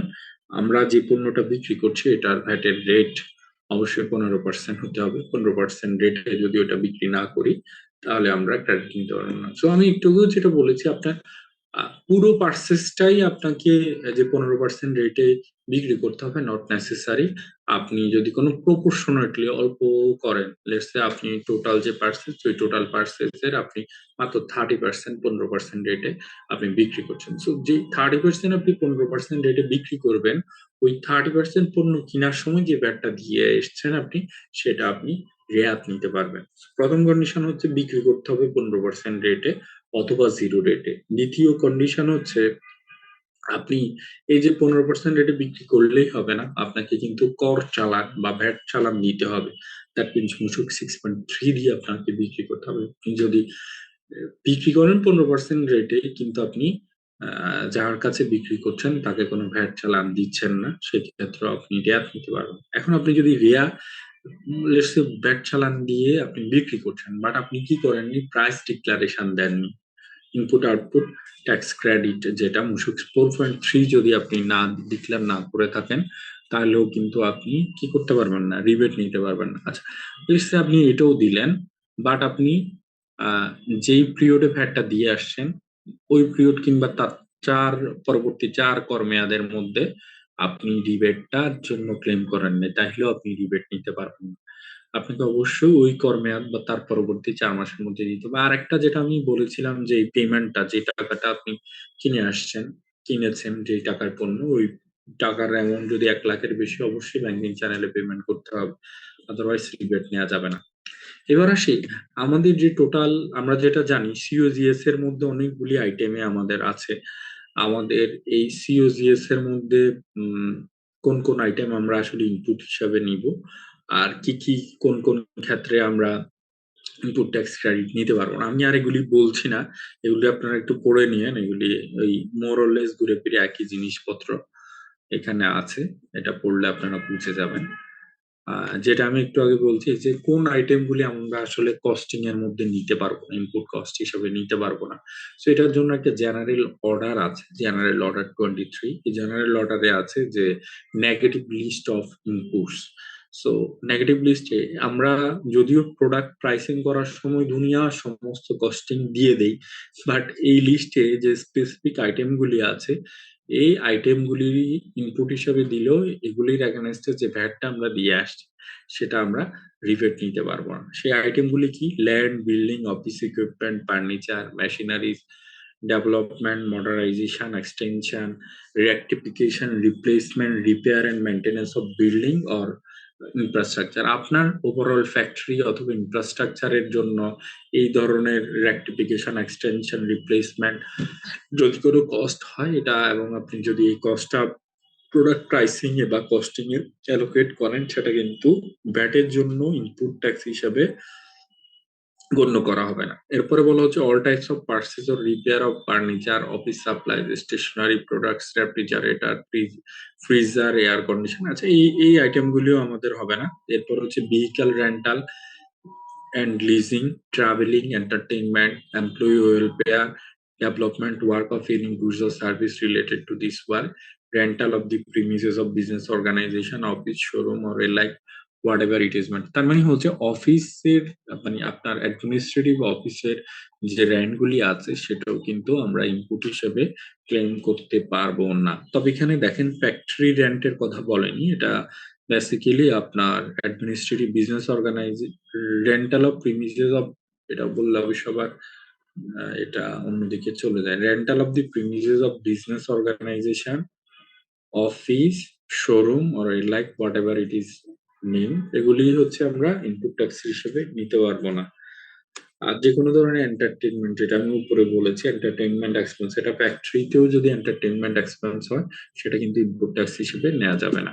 আচ্ছা, ইনপুট ট্যাক্সের জন্য কি কি ডকুমেন্ট রাখতে হবে, আহ, সেটা আপনি যেটা কিনেছেন সেটার জন্য যে আপনি ভ্যাট চালান নিতে হবে। হ্যাঁ, আপনি কোনো কিছু যদি ভ্যাট চালান ছাড়া কিনেন, তাহলে সেটার জন্য কিন্তু আবার আপনি ইনপুট ট্যাক্স ক্রেডিট নিতে পারবেন না। মানে ভ্যাট আগে না দিলে তো আর সেটার জন্য, আপনি কেনার সময় যদি ভ্যাট না দেন তাহলে তো আপনি কি করতে পারবেন না, রেয়াত নিতে পারবেন না। সো অবশ্যই আপনি যে ভ্যাট চালান দিয়ে কিনেছেন এবং ভ্যাট দিয়েছেন সেটার ডকুমেন্ট আপনার কাছে অবশ্যই রাখতে হবে।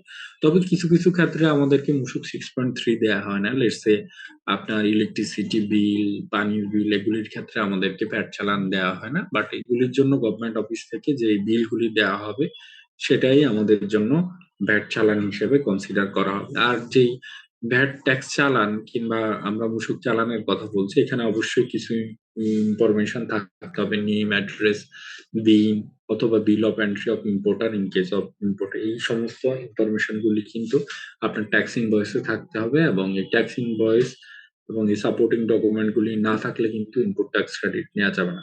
পার্শিয়াল ইনপুট ট্যাক্স ক্রেডিট, এটা অলরেডি আমি বলেছি যে আপনি 50 লাখের মধ্যে 20 লাখ বিক্রি করছেন 5% রেটে, 30 লাখ বিক্রি করছেন 15% রেটে। সো যেই পোর্শনটা 15% রেটে আপনি বিক্রি করছেন, ওইটার জন্যই আপনি কেবলমাত্র ইনপুট ট্যাক্স ক্রেডিট নিতে পারবেন, এবং এটা আমরা প্রেকশন করে নিব। সো এখানে প্রেকশন কিভাবে করতে হয় সেটা আছে। তো এটার অ্যাডজাস্টমেন্ট আসলে দুভাবে হতে পারে। একটা যেটা আমি বললাম যে 30 লাখ টাকা, আর আপনি হচ্ছে ইম্পোর্ট করেছেন, যেটা আপনি দুটো প্রপোর্শনে বিক্রি করছেন, 5% এবং 15% রেটে। সো আপনি রিবেট যেটা নিবেন, রিবেটের কম্পিটিশনটা হতে পারে 30 লাখের 15% হচ্ছে 4.5 লাখ। আপনি 4.5 লাখে 60% ডিরেক্ট রিবেট নিতে পারেন, অথবা আপনি 4.5 লাখ টাকা পুরোটাই আপনি রিবেট নিলেন। রিবেট নিয়ে আপনার রিবেট ক্যান্সেল করবেন কি দিয়ে? আমরা রিবেট হচ্ছে নেগেটিভ অ্যামাউন্ট, আর ক্যান্সেল হবে পজিটিভ অ্যামাউন্ট। মানে নেগেটিভ মানে ব্যাট কম দিব, পজিটিভ মানে ব্যাট বাড়িয়ে দিব। রিবেট নিলে আমার ব্যাট পেয়েবল কমে যাবে। আর আমি যদি এটাকে প্লাস করে দিই, ইনক্রিজিং অ্যাডজাস্টমেন্ট করে দিই, তাহলে তো আমার হিসাব ঘুরে ফিরে একই হয়। তো আমরা প্রথমে ইনপুট ট্যাক্স ক্রেডিট 4.5 লাখ নিয়ে নিতে পারি, পরে একটা ইনক্রিজিং অ্যাডজাস্টমেন্ট দিতে পারি। কতখানি? যেটা আমাদের 5% রেটের সেলস, দ্যাট মিনস হচ্ছে 4.5 লাখের 40% আমরা ইয়ে করে দিতে পারি। সো আইদার আমরা রিবেট নিব ডিরেক্টলি 4.5 লাখের 60%, কত আসে? 2,70,000। আইদার আমরা 2,70,000 ডিরেক্টলি রিবেট নিব, অথবা আমরা প্রথমে রিবেট নিব 4,50,000, পরে আমরা ক্যান্সেল করে দিব এটার 40%, 1,80,000 আমরা ক্যান্সেল করে দিব। তো ঘুরে ফিরে একই জিনিসই আসবে, এটা এখানে বলা হচ্ছে। So, আমরা এতক্ষণ ধরে কথা বলছিলাম ইনক্রিজিং অ্যাডজাস্টমেন্টের ইনপুট ট্যাক্স ক্রেডিট। এবার আসি আমরা ইনক্রিজিং অ্যাডজাস্টমেন্ট। ইনক্রিজিং অ্যাডজাস্টমেন্ট যেটা বলছি, এটা হচ্ছে এডিশনাল ভ্যাট লাইবিলিটি। আমরা তো বিক্রি করলে ভ্যাট দিব, এটা বাইরে আমাদের কি করতে হবে? আহ যারা উইথহোল্ডিং এন্টিটি, উচ্চ করকর্তনকারী সত্তা, ওরা কিন্তু ওদের পেমেন্টের এগেনস্টে নিজেদের ভ্যাট কিন্তু নিজেরা অ্যাডসোর্সে ডিডাক্ট করে, উইথহোল্ড করে নিজেরাই কিন্তু পেমেন্ট করে দিন। সো আপনার ভ্যাট ডিডাকশন এট সোর্সের জন্য এসআরও আছে, এসআরও 240, এটা দেখবেন যে কোন কোন ক্ষেত্রে আপনি নিজের ভ্যাট নিজে দিবেন। সো আপনি আপনার কোনো পেমেন্টের এগেনস্টে যদি এট সোর্সে ভ্যাট ডিডাক্ট করেন, এই ভ্যাটটা যে আপনি দিয়ে দিচ্ছেন সেটা আপনি ইনক্রিজিং অ্যাডজাস্টমেন্টে প্লাস করে দিবেন। আচ্ছা, আর কি আছে? যেটা আমরা একটু আগে বলছি যে এনি আদার অ্যামাউন্ট, যে রেন্টের উপর যে ভ্যাটটা সেটা আপনি এখানে দেখাবেন।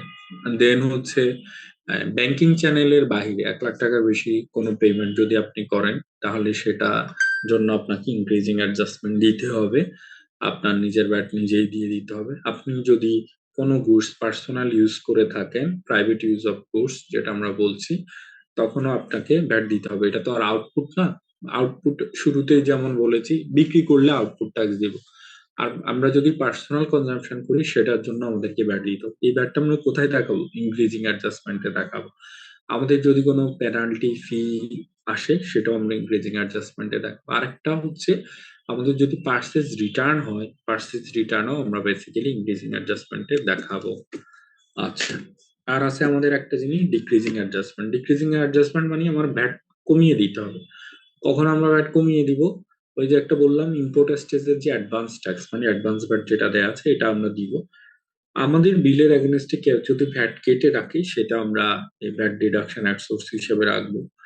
আবার যেটা আমি বললাম যে আমাদের সেলস রিটার্ন যদি হয়, তখন আমরা ডিক্রিজিং অ্যাডজাস্টমেন্ট দিব। তবে একটু মনে রাখবেন, সেলস রিটার্ন হলেই আমরা ডিক্রিজিং অ্যাডজাস্টমেন্ট দেওয়ার সময় আমাদের একটা ক্রেডিট নোট রাখতে হবে। ক্রেডিট নোট না থাকলে আসলে ডিক্রিজিং অ্যাডজাস্টমেন্টটা নেওয়া যাবে না।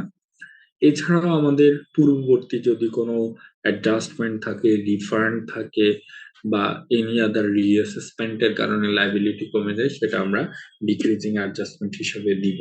ঠিক আছে?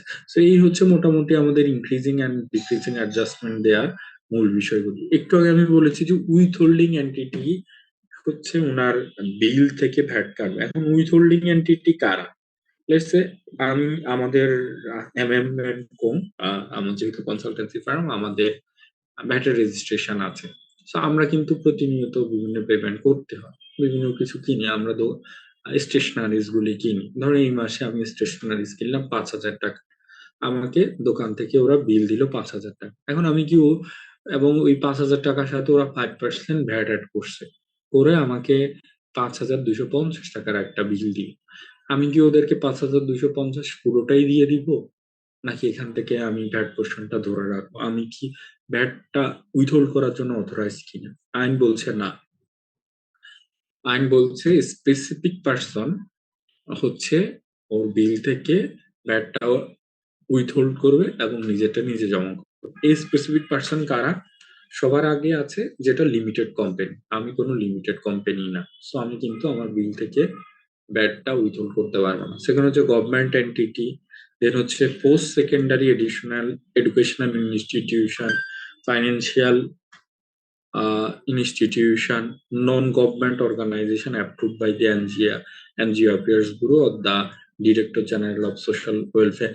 এই যে এন্টিটি আছে এরা হচ্ছে উইথহোল্ডিং এন্টিটি। সো এরা ছাড়া অন্য কেউ কিন্তু ওদের বিল থেকে অ্যাড সোর্সে ভ্যাট ডিডাক্ট করতে পারবে না, এটা একটু মনে রাখতে হবে। So VAT deduction and collection at source, এটার জন্য আমি একটু আগেও বলেছি একটা স্পেসিফিক এসআরও আছে, কে কখন কিভাবে কোন কোন পেমেন্টের এগেনস্টে ভ্যাট ডিডাক্ট করবে। এটার জন্য আপনারা অবশ্যই যারা ভ্যাট নিয়ে কাজ করতে চান এই এসআরওটা পড়বেন। এখানে আমি জেনারেল 2-3টা জিনিস একটু বলে রাখি। সাধারণত 15% ভ্যাট রেট দিয়ে কেউ যদি কোনো চালান দেয় সেখান থেকে আমরা ভ্যাট ডিডাক্ট করব না। তবে ম্যান্ডেটরি আপনার অনেকগুলি লিস্ট আছে যেখানে 15% রেটে ভ্যাট চালান দেওয়ার পরেও আমরা সোর্সে ভ্যাট ডিডাক্ট করবো। যেমন কনসালটেন্সি সার্ভিস, আমরা যখনই কোনো সার্ভিস দেই আমরা কিন্তু 15% ভ্যাট রেট দেই। আমাদের 15% ভ্যাট রেট দিলেও এটা থেকে কি করবে, ওরা সোর্সে ডিডাক্ট করবে। কেন? কারণ এই সারোতে এই ম্যান্ডেটরি লিস্টে আছে যে কোন কোন সার্ভিসের এগেনস্টে আমাদের সোর্সে ভ্যাট ডিডাক্ট করে নিজের ভ্যাট নিজে দিতে হবে। আর স্পেসিফিক লিস্ট ছাড়া সাধারণত যেটা আছে যে 15% রেটে কেউ যদি কোনো বিল দেয় তাহলে সেখান থেকে ভ্যাট কাটতে হবে না। এপার্ট ফ্রম 15% এর কমে যদি কেউ কোনো বিল দেয় সেটার এগেনস্টে অবশ্যই আউটসোর্সে নিজের ভ্যাট নিজে দিতে হবে। সো যদি একটা কোম্পানিকে কেউ 15% রেট ছাড়া অন্য কোনো রিডিউস রেটে কোনো বিল দেয়, কোম্পানি ওর ভ্যাটের টাকাটা ওকে দিয়ে দিবে না। কোম্পানি কি করবে, এই যে বিলের মধ্যে যে ভ্যাটের অ্যামাউন্ট এটা নিজেরা উইথহোল্ড করবে, উইথহোল্ড করে নিজেরা পেমেন্ট করবে। নিজেরা পেমেন্ট করে যার বিল, যিনি বিল পাঠিয়েছেন, লেটস সে উনি বিল দিয়েছেন, একটা সাপ্লাই দিয়েছে 1,00,000 টাকার, এই সাপ্লাইয়ের সাথে উনি 7.5% ভ্যাট অ্যাড করে 1,07,500 টাকার একটা বিল পাঠিয়েছে এবিসি লিমিটেড কোম্পানির কাছে। এবিসি লিমিটেড কোম্পানি বিলটা পেয়ে দেখলো এটা স্ট্যান্ডার্ড রেটেড ভ্যাট না, বিল না। সো উনি এই 7,500 টাকা কিন্তু ওই সাপ্লায়ারকে দিয়ে দিবে না। ও কি করবে, প্রথমেই 1,07,500 থেকে 7,500 ডিডাক্ট করবে। ডিডাক্ট করে যেই মাসে ওরা পেমেন্ট করবে বিলের টাকাটা, ওই মাস শেষ হয়ে যাওয়ার পরবর্তী 7 দিনের মধ্যে, বিল যে মাসে পেমেন্ট করবে ওই মাস শেষ হয়ে যাওয়ার পরবর্তী 7 দিনের মধ্যে এই যে টাকাটা 7,500 টাকা উইথহোল্ড করেছে এটা ট্রেজারি চালান করবে। ট্রেজারি চালান করে ওরা ওদের রিটার্ন সাবমিট করবে এবং ওই সাপ্লায়ারকে ব্যাটটা ডিডাক্ট করার 3 দিনের মধ্যে, ব্যাটটা জমা হওয়া 3 দিনের মধ্যে একটা সার্টিফিকেট দিবে, যেটাকে আমরা বলি ব্যাট ডিডাকশন সার্টিফিকেট অথবা মূসক 6.6। ঠিক আছে? তো আচ্ছা, রিফান্ডের দিকে আমি আর না গেলাম, আমি আর একটা, আমার সময় শেষ, আমি খুব কুইকলি একটা প্র্যাকটিক্যাল ম্যাথ দেখিয়ে একটু শেষ করব আজকের সেশনটা। এইটা আমার লাস্ট আজকের discussion. So MMC limited is a, দেখা যাচ্ছে না এখানে, sorry.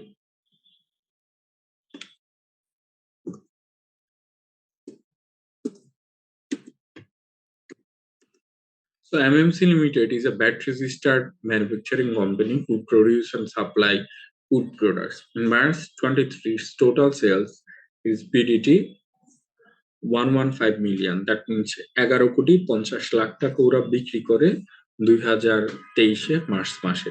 It was inclusive of VAT. এই যে টোটাল যে রেভিনিউটা আমরা দেখছি, this is inclusive of VAT. এবং এরা যেহেতু ম্যানুফ্যাকচার, এদের ভ্যাটের রেট হচ্ছে 15%। কত পার্সেন্ট? 15%। তাইলে এখানে ওদের ভ্যাটটা কত? এই 115 মিলিয়ন, যেহেতু এটা ইনক্লুসিভ অফ ব্যাট, আমরা ব্যাটটা বের করব ব্যাট প্রেকশন দিয়ে। So gross bill divided by 115 into VAT rate. So আমরা ব্যাটটা কিভাবে বের করব? আমাদের bill divided by 100 plus VAT rate উপরে হচ্ছে ইনটু ব্যাট রেট। তাহলে আমাদের হচ্ছে 115 মিলিয়ন ডিভাইডেড বাই 115 ইনটু 15 দিলে আমরা ভ্যাটটা পাবো, which will comes to 15 million. নিচে বলা হচ্ছে during the same month they purchased raw material worth BDT 17.25 million. This was also VAT inclusive. Then FMC also paid VAT of Taka 3 million and 81 million on import of imported raw material. So এরা local procurement 17.25 million এবং ওদের import ছিল, যে ইম্পোর্টের উপরে bat দিয়েছে 3 million এবং এটি দিয়েছে 1 মিলিয়ন। এছাড়া ওরা ফার্নিচার পারচেস করেছে 5 লাখ টাকা। সো আমাদের কি করতে হবে, ওদের মার্চ মাসের জন্য আহ, ওদের কি বলে টোটাল ব্যাট পেবল কত আসছে সেটা বের করতে হবে। সো ব্যাট পেবলে আমরা কিভাবে বের করবো, শুরুতে আমরা বলেছি প্রথমে আমাদের বের করতে হবে আউটপুট ব্যাট। এখান থেকে আমরা বাদ দিব ইনপুট ট্যাক্স ক্রেডিট, এটার সাথে আমরা যোগ করব ইনক্রিজিং অ্যাডজাস্টমেন্ট, আমরা বাদ দিব ডিক্রিজিং অ্যাডজাস্টমেন্ট। আউটপুট ব্যাট আমরা ক্লিয়ার, আউটপুট ব্যাট হচ্ছে আমরা যেটা সেল করেছি সেটার ব্যাট, আর যদি ইম্পোর্ট থাকে ইম্পোর্টের সময় যে ব্যাটটা দিয়েছি সেটা। সো আমরা আপাতত রিভার্স সার্চের বিষয়টা একটু পরে চিন্তা করি, কারণ রিভার্স সার্চের যেটা আউটপুটে দেয় এটার আমার পেমেন্টও থাকে, ওটার আসলে নেট ইম্প্যাক্ট নাই, সেটা আমরা আপাতত ভুলে যাই। আউটপুট ব্যাট আমাদের ক্লিয়ার। ইনপুট ট্যাক্স ক্রেডিট আমরা কি নিব, একটা হচ্ছে ইম্পোর্ট স্টেজে যে ব্যাটটা দিয়ে আসছি সেটা, আর এটার সাথে কি আসবে আমাদের, এই যে আমাদের লোকাল পার্সেস যেটা ছিল এটার উপরেও 15% রেটে ব্যাট ছিল, এই দুইটা আমরা ইনপুট ট্যাক্স ক্রেডিটে নিব। দেন কামিং টু ইনক্রিজিং অ্যাডজাস্টমেন্ট, আমি একটু আগে বলেছি অ্যাট সোর্সে যে ব্যাটটা ডিডাক্ট করবে, উইথহোল্ড করবে, সেটা কিন্তু ইনক্রিজিং অ্যাডজাস্টমেন্টের দিকে। সো এমএমসি লিমিটেড যেহেতু একজন উইথহোল্ডিং এন্টিটি এবং ওরা ফার্নিচার পারচেস করছে, এই ফার্নিচার এগেনস্টে যে এখানে যে বিলটা আছে এই বিলের এগেনস্টে ওদেরকে 7.5% রেটে ব্যাট দিতে হবে। সো এই ব্যাটটা এদের ইনক্রিজিং অ্যাডজাস্টমেন্টে যাবে। আর coming to last one decreasing adjustment, decreasing অ্যাডজাস্টমেন্টে যাবে ওদের কি, ওই যে ইম্পোর্ট স্টেজে যে এটিটা দেয়া আছে এটাতে ডিক্রিজিং অ্যাডজাস্টমেন্টে যাবে। সো আমরা ধরে নিচ্ছি মোটামুটি ওদের যা আছে সবগুলি স্ট্যান্ডার্ড রেটেড বোঝার সুবিধার্থে, তাহলে ওদের মার্চ মাসের ব্যাট পেয়েবল কত হবে। সো সবার আগে আউটপুট ট্যাক্স, আউটপুট ট্যাক্স যেটা আমরা বলছি যে ওর consideration divided by into VAT fraction 15 divided by 115, তার মানে আউটপুট ট্যাক্স হচ্ছে 15 মিলিয়ন। আর ইনপুট ট্যাক্স ক্রেডিট লোকাল পার্সেসের উপর, এটা যেহেতু ইনক্লুসিভ অফ ব্যাট ছিল আমাদের 2.25 মিলিয়ন, আর ইম্পোর্টের হচ্ছে 3 মিলিয়ন, তার মানে ইনপুট ট্যাক্স নিবে টোটাল 5.25 মিলিয়ন। আর কামিং টু ইনক্রিজিং অ্যাডজাস্টমেন্ট, যেটা আমি একটু আগে বলেছি যে ওরা ফার্নিচার পারচেস করছে, let's say this not bat inclusive, তাহলে 5 লাখের উপর 7.5% রেটে ওদের কি আসবে, ভ্যাট আসবে। এটা হচ্ছে ইনক্রিজিং অ্যাডজাস্টমেন্ট। আর ডিক্রিজিং অ্যাডজাস্টমেন্ট হচ্ছে ওর ইম্পোর্টের এটিটা। তাহলে আমাদের নেট ট্যাক্স লায়াবিলিটি হচ্ছে output tax 15 million minus input tax credit 5.25 million plus increasing adjustment 0.0375 million minus হচ্ছে ডিক্রিজিং অ্যাডজাস্টমেন্ট 1 মিলিয়ন, তার মানে হচ্ছে 8.7875 মিলিয়ন হচ্ছে নেট ট্যাক্স পেবল। এই টাকাটা মার্চ মাসের শেষে ওনাদেরকে ট্রেজারি চালান করতে হবে, করলে ওদের ব্যাট রিটার্ন সাবমিশন হয়ে যাবে। That's all for today. আমি মোটামুটি এক্সাম রিলেটেড যে ডিসকাশন ছিল সেটা করেছি, আরো অল্প দু একটা আলোচনা আছে, আপনারা এগুলো একটু পড়লে ক্লিয়ার হয়ে যাবে। তো বলেন আমরা নেক্সট সেশন কি নিয়ে করব, আগামী সপ্তাহের রবিবার। স্যার নেক্সট ব্যাট বলেন। থেকে যা করাইছেন এখান থেকে তো মনে হয় প্রশ্ন থাকবে পরীক্ষায়, এর বাইরে থেকে করে না, এখানে আমি তো আসলে এক্সামের কোশ্চেন একটাও দেখাই নাই, আমরা মনে হয় এক্সামের একটা কোশ্চেন দেখতে পারি। হ্যাঁ, এক্সামের কোশ্চেনে ভ্যাটের 3টা জিনিস আসে, যেটা আমি একটু আগেও বলেছি। একটা হচ্ছে ওই যে কাস্টমস ডিউটি গুলি আসে, দেন নেট ব্যাট লাইবিলিটির একটা ম্যাথ থাকে, আর একটা হচ্ছে প্রোডাক্ট প্রাইসিং। এই 3 ধরনের ম্যাথই ব্যাট থেকে আসে সাধারণত, এর বাইরে আসলে ব্যাটের খুব একটা ম্যাথ থাকে না। তাহলে স্যার নেক্সট ক্লাসে আমরা একটু প্রশ্নগুলি অ্যানালাইসিস করতে পারি, এটা ভালো হয়। ঠিক না আছে। করলাম, জাস্ট দেখবো আর কি কি কি আসে। আচ্ছা ঠিক আছে, তাহলে আমরা নেক্সট দিন হচ্ছে ব্যাটারি রিলেটেড কয়েকটা কোয়েশ্চেন একটু দেখবো, বা আর বাকি আগের যদি আগের বছরে মানে ট্যাক্স রিলেটেডও জাস্ট কথা বললেও হবে। জি আর আমরা ওই ব্যাটের বাকি যে একটু ডিসকাশন আছে এটা একটু দেখবো আর কি। So that's all for today. ভালো থাকবেন, দেখা হবে Okay, আগামী সপ্তাহে নেক্সট ক্লাস। আল্লাহ আসসালামু হাফেজ। আলাইকুম। জি।